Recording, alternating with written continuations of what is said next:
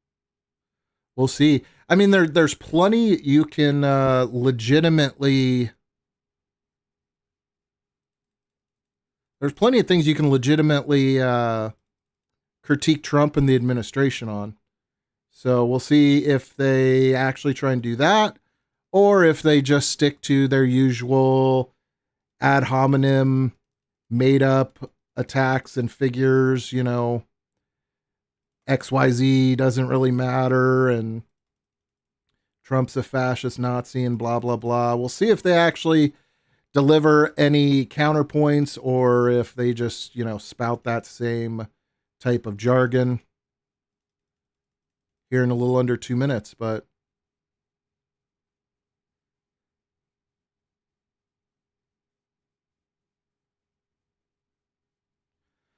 while we're waiting, drop me a like on the stream if you haven't already. Appreciate you guys being here watching this with me.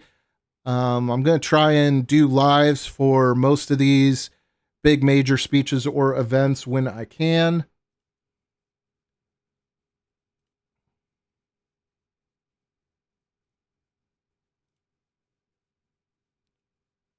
Spanberger of Virginia, just elected in November, will be giving the Democratic response from Williamsburg, Virginia. She'll have a small audience with her. Nice too, because you guys can watch it from the TV. You don't have to go, because you know, I used to do a lot of lives on Instagram. Seconds, and we kind of had those to watch those from your phone or computer. But after that, though, with YouTube, you guys can watch it from the TV, which is pretty cool. Flipping through the C-SPAN channels, you've got us on C-SPAN. There's C-SPAN 2, which was just sights and sounds, no commentary, no conversation. And then on C-SPAN 3, we were showing some of the alternative State of the Unions that some of the Democrats were holding, one on the National Mall, one at the National Press Club. After the Democratic response, we will be here to take your calls and to hear from our two guests. Now, beginning now from Williamsburg, in just a second, you're going to hear Abigail Spanberger, former CIA agent, former member of Congress, just elected to the governorship of Virginia, first woman governor.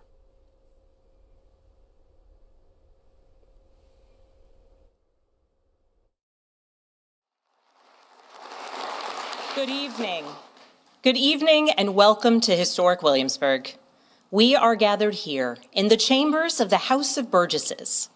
In 1705, the people of the Virginia colony gathered here to take on the extraordinary task of governing themselves. Before there was a Declaration of Independence, a Constitution, or a Bill of Rights, there were people in this room. The people who served here ultimately dreamed of what a new nation, unlike anything the world had ever seen, could be. The United States was founded on the idea that ordinary people could reject the unacceptable excesses of poor leadership, band together to demand better of their government, and create a nation that would be an example for the world.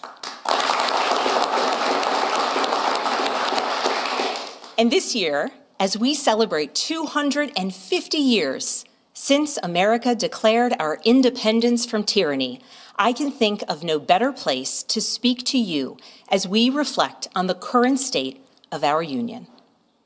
Tonight, as we watched our nation's lawmakers gather for a joint session of Congress, we did not hear the truth from our president. So let's speak plainly and honestly. And let me ask you, the American people watching at home, 3 questions. Is the president working to make life more affordable for you and your family? Is the president working to keep Americans safe both at home and abroad? Is the president working for you?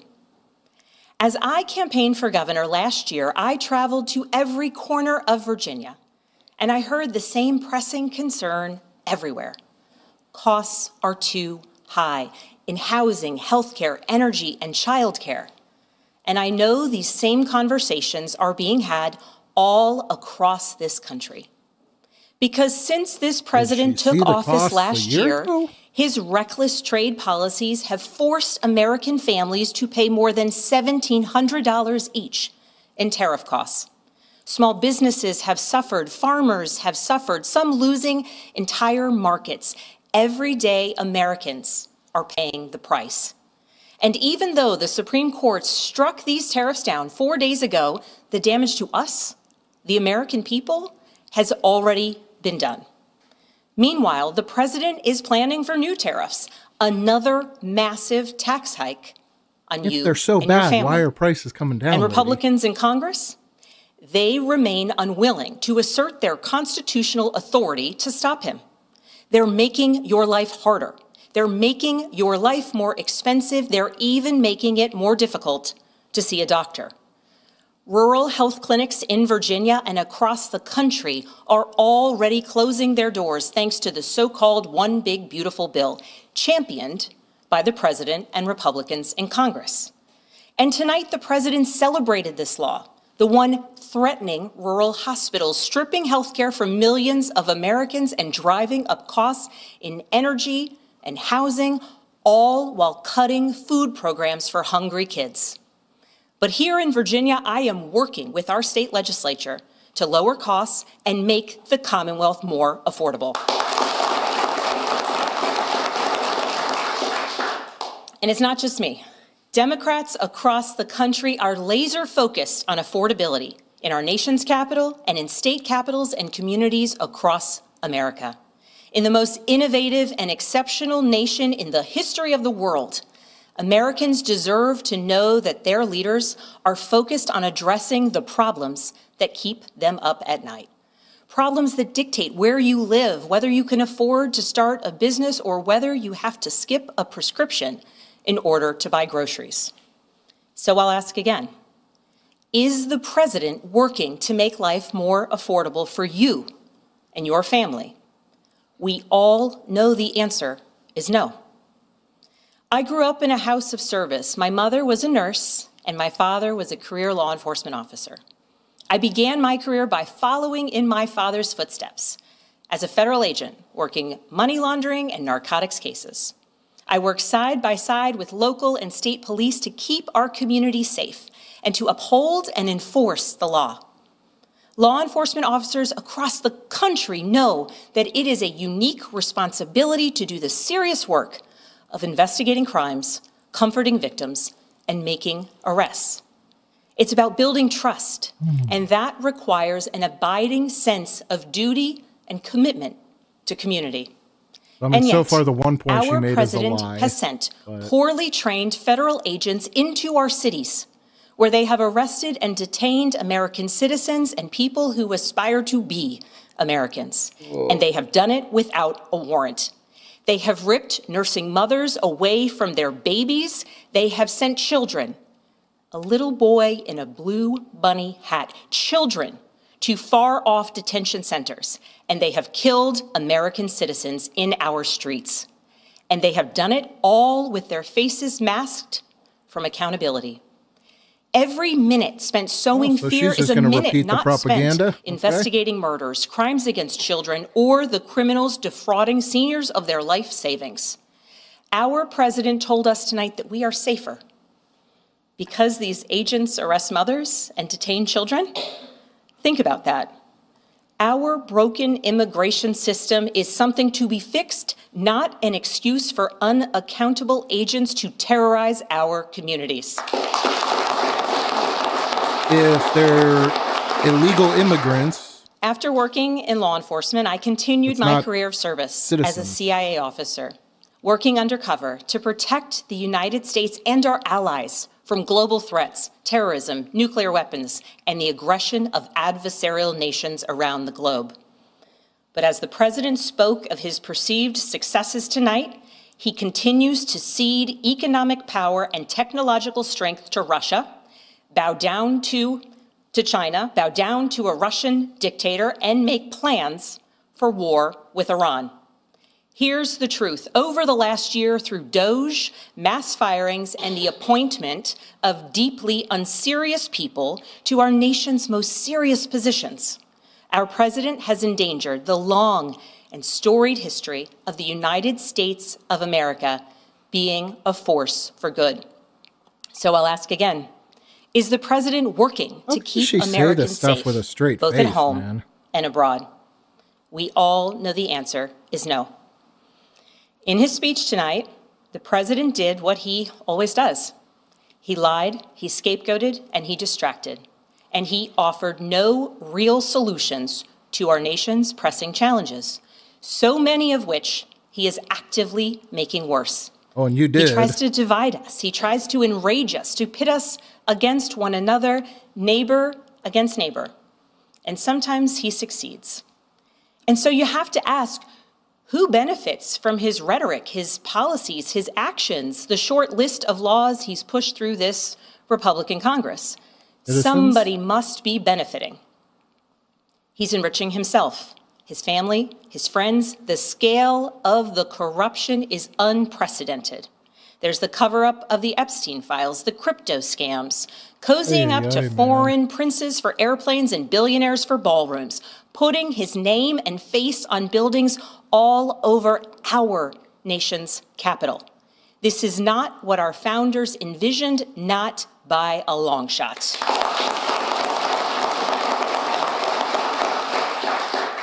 So I'll ask again, is the president working for you? We all know the answer is no.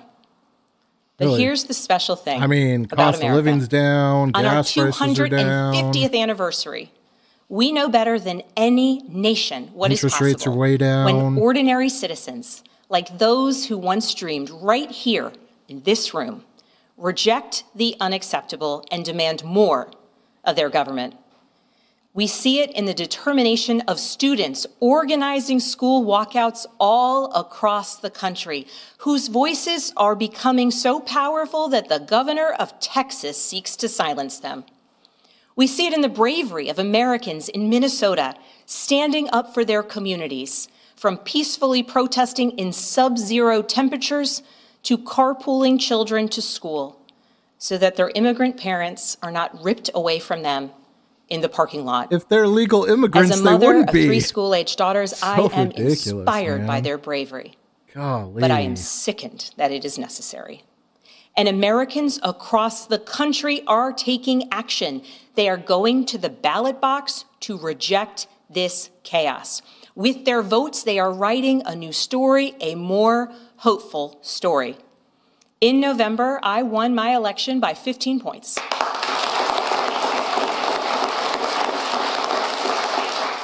And we won 13 new seats in our state legislature. Because voters decided they wanted something different. Our campaign earned votes from Democrats, Republicans, independents, and everyone in between.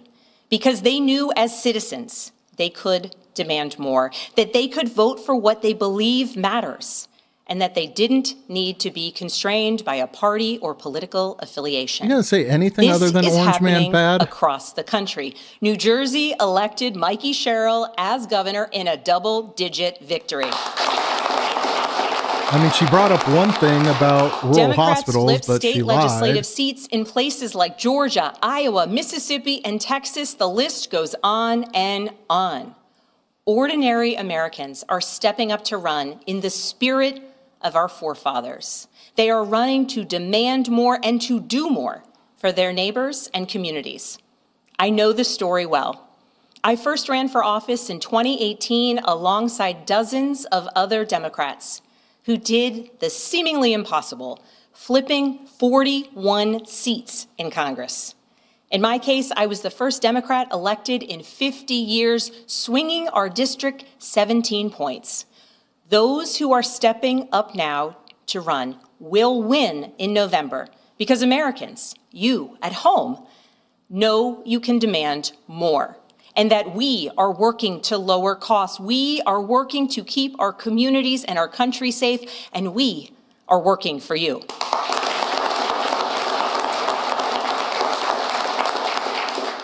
In his farewell address, George Washington warned us about the possibility of, quote, cunning, ambitious, and unprincipled men rising to power.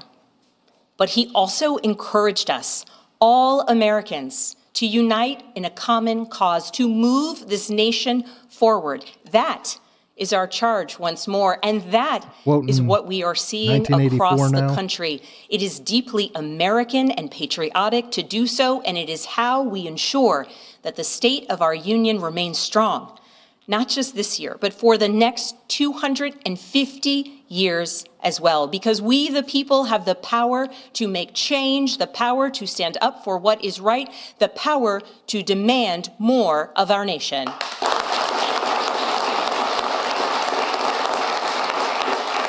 May God bless the Commonwealth of Virginia, and may God bless the United States of America.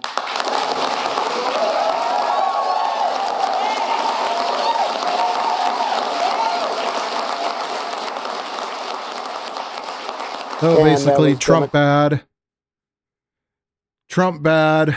ICE Nazis. And they're just stripping families, ripping apart, deporting American citizens. That apparently is her main argument against the State of the Union. Wow. Compelling if you have a 67 IQ.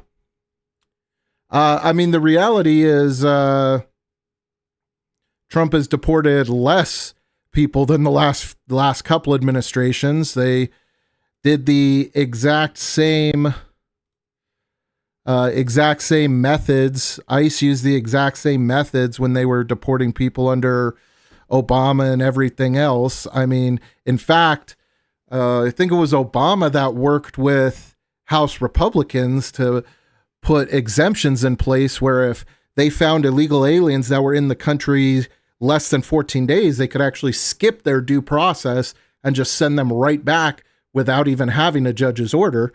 Trump is literally taking people that have judge's orders and sending them back, but, and he's doing it at a rate way slower than what any person that believes in immigration or that believes in legal immigration would be happy with.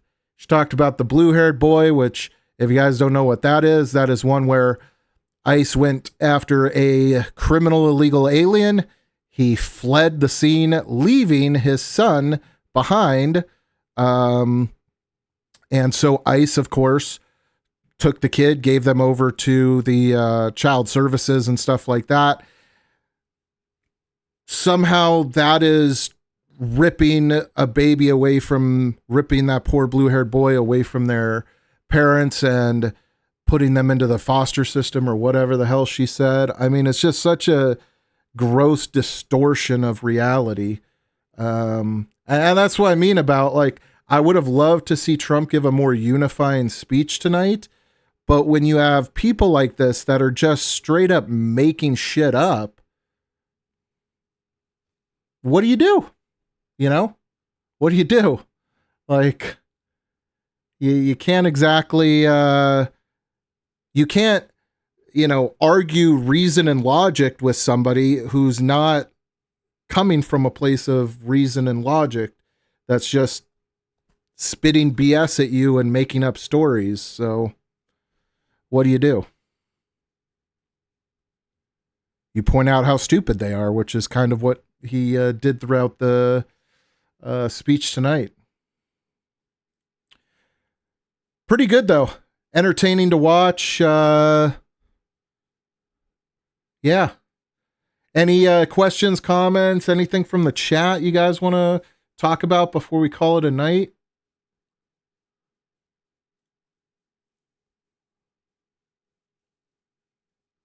Make sure you guys like the stream, press that thumbs up. Really helps me out. Subscribe if you're not already subscribed. Try and put out videos every day to every other day. Focused on common sense, critical thinking, reality. Not, seeing a murderer that came into our country illegally, working on stolen identities, getting arrested, calling that, they're harassing U.S. citizens without due process.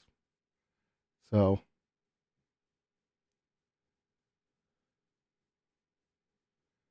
all right, guys. Well, I think I'm going to call it there. Thank you guys for hanging out with me. super interesting night. Good speech on Trump's behalf. Definitely went a little aggressive towards the Democrats, but what can you do? The Democratic answer was an absolute joke that provided no real explanation for different policies or anything they did, just misrepresented everything Trump's did and said Orange Man bad a bunch of times. So about what you would expect there from the Democratic Party nowadays. Otherwise, guys, if you haven't checked out my channel before, check out my channel. Thank you guys for hanging out, and I'll see you on the next one. Let's get back to work. Keep praying. Talk to you guys later.